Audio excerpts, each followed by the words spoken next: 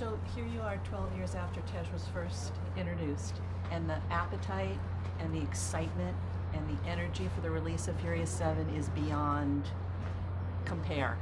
For you as an actor, is that inspiring and motivating and just plain exciting?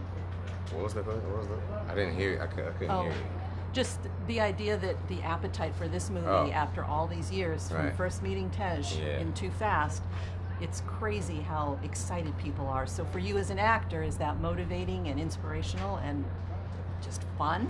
Man, it's definitely fun and extremely inspirational, because when we first started, we had no idea it would be this huge. But again, man, the fans are the ones buying the tickets, and they are the ones driving everything, this entire franchise, since day one. So I'm just proud and humbled to be a part of it.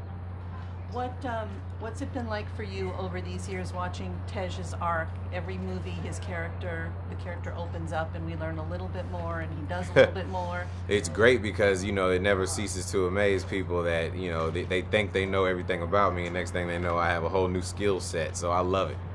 You can talk a little bit about the fight scene. You finally get your moment? Yeah, I finally get a little bit of the action. You know, I was practicing this martial arts called 52 blocks for a while, and that's the martial arts that's seen on camera with me having to whoop a little ass. So there you have it.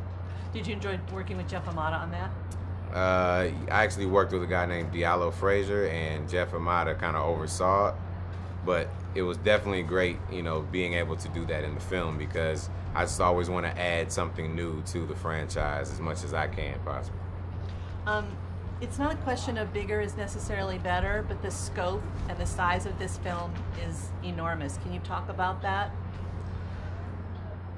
The size and the scope of this film is definitely bigger and better, because we continue to add more characters and more, you know, arcs and more action and everything to this franchise. And again, it's because the fans have supported, so it's almost like we keep reinvesting in ourselves. Having the addition of Jason Statham, Kurt Russell, and Nathalie Emmanuel, what did that bring?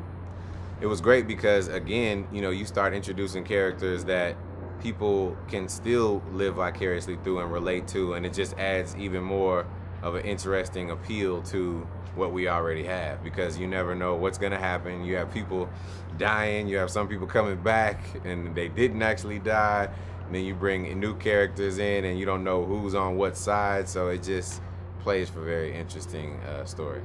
Of all of the places Furious 7 could have gone, why, in your opinion, was Abu Dhabi the right one? Abu Dhabi was the right one because what better place to have more supercars and more money and just great culture when it comes to drag racing than the open desert, period. And how were you received there? We were, man, they loved us there. They welcomed us with open arms, and they even, I think, contributed to some of the film just because they were so happy that we were there. So, you know, it's almost like the tourism is going to skyrocket from this film.